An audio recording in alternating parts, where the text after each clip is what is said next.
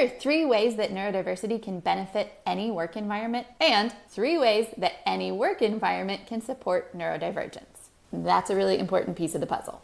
It's lopsided to just talk about ways that neurodiversity is a value add in a work environment without talking about the role and the responsibility that work environments have to be inclusive and supportive of all brains. That brings us to point number 1, which is when you bring more brains together in a setting, especially brains that operate differently from one another, you get an increase in perspectives, experiences, and ways to solve problems. That being said, this does require the willingness of the work environment to listen, encourage, and affirm the opinions and the ideas of everyone in their group. Number 2, communication. If you identify as not being neurodiverse, there's a chance that you feel like communication is a barrier with neurodiverse peers or coworkers. There's a chance they might feel that way about you too.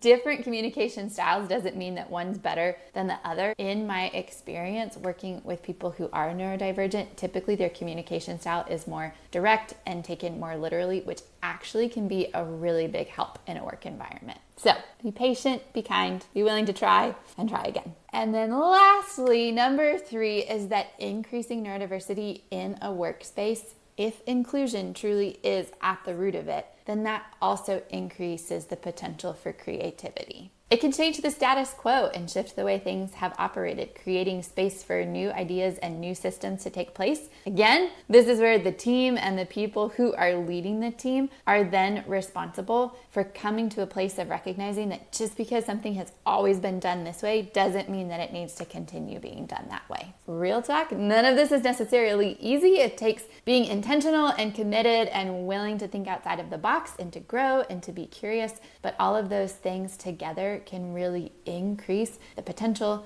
and the value and the enjoyment of any work team or environment. My name is Kathryn Hubert. I'm a disability integration coach and a small business owner in Greensboro, North Carolina.